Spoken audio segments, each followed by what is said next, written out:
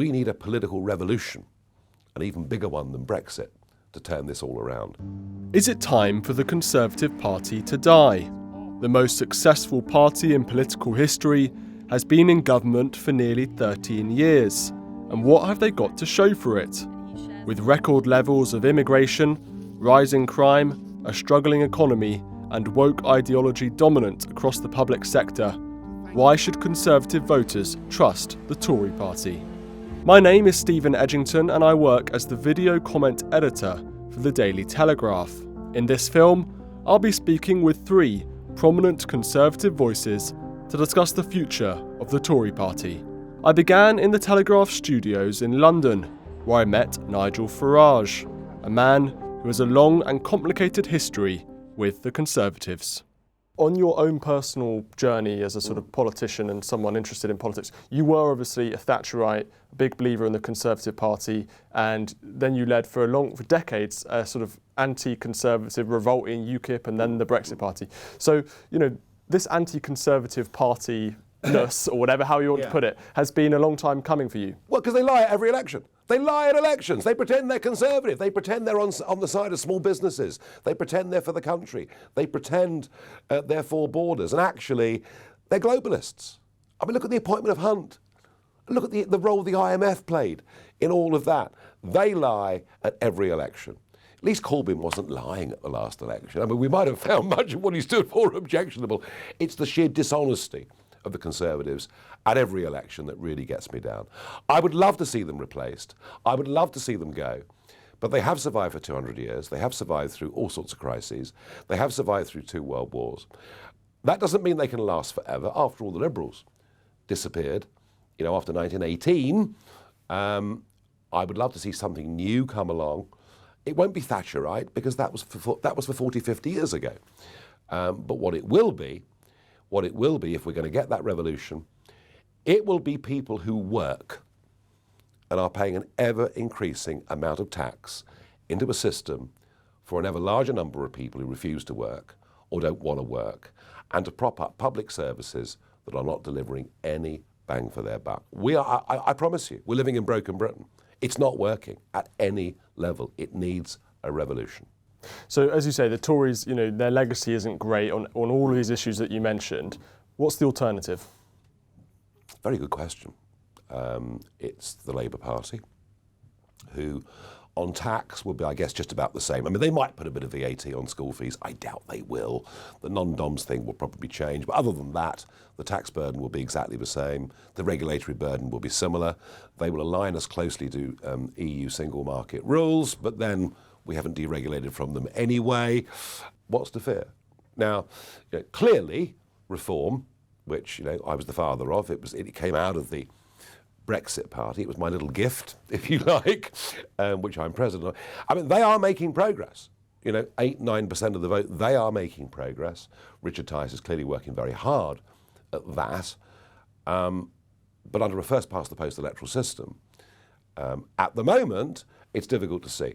I mean, look, I have never felt more depressed about where our country is, ever. Certainly not since I was in my teens, watching Winters of Discontent and all of these things. I think we're in a period of decline. The brain drain is back. People are leaving this country in ever-increasing numbers. We need a political revolution, an even bigger one than Brexit, to turn this all around. Whether the country is ready for it, I don't know. But as far as the Conservative Party is concerned, look, all that keeps them existing is an out-of-date first-past-the-post system. Without that, they'd be gone. To gain another perspective, I spoke to Lord Frost, a Conservative peer and the former chief Brexit negotiator under Boris Johnson. Well, the Conservative Party is one of the great institutions of this country. It's been around for a couple of 100 years. That doesn't give it a right to survive, but it does show that it has tapped into something important in terms of protecting free markets, protecting growth, and protecting the nation, standing up for this country and its history and tradition. And at the moment, I don't see a substitute. I think the party has gone off track maybe slightly in some of the protecting its supporters' interests and concerns, but it absolutely can get back, and it's got the organisation, the ability to succeed. When you look at their legacy on crime, on the NHS, on immigration, why shouldn't Conservative voters look for alternatives? Because I think the Conservative Party is still the only party that has the organisation in a country, the political support, the people, the ability to sort of tap in and win elections. Winning seats, winning elections is what matters in a democratic country. And I think it's the important thing for Conservatives, people who want to get things right, is to fight for the future of the party. We shouldn't give up on it. We shouldn't take the easy step out. We shouldn't be driven out. We should fight for Conservative policies. And I've certainly spent a lot of time going around Conservative associations in the last few months, and I've found that people want to fight and they want to get that policy back forceful at the forefront of our offer.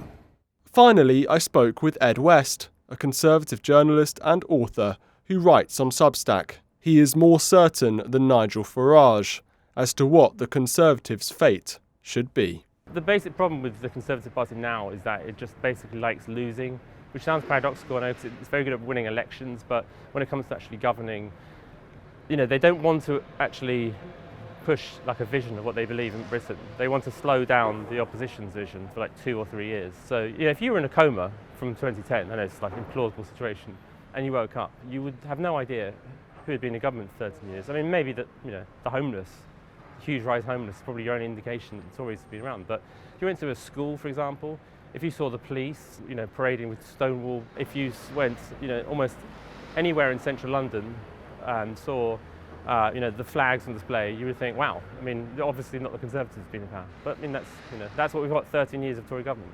Is conservatism doomed in Britain? The premise of my book was that, yes, if you look at voters, so normally voters will start to become more right-wing as in their late 20s, early 30s, and that normally coincides with having children, getting a mortgage. But there's a sort of cut-off point in the late 70s that stops happening. And even that, see, there's a kind of comfort amongst Conservatives that young people have always been, left-wing and radical, and that's not really true. Like, Thatcher got a very, very strong support amongst the 1824s. Historically, young people have often been at the forefront of nationalist movements. They can be quite conservative in their own way. What's happening now is quite a big change, and in part it's related to the fact that fewer people are having children and fewer people are having homes because homes are so unaffordable and have continued to get unaffordable under the Conservatives. And partly it's just there's a cultural disgust with conservatism as it's represented by the Tory Party, at least. I've talked about it in terms of a reformation. There's a kind of big cultural change that's happened since the 60s, and most younger people are embracing the kind of new religion. With opinion polls showing Tory voters to be abandoning the party in droves, Rishi Sunak faces an uphill battle to restore trust in the Conservatives. Yet the alternatives on the right are disorganised and yet to build significant momentum. The next general election could be a turning point in the future of Conservative politics in Britain. It is yet to be seen whether the Tory party will be reformed or replaced.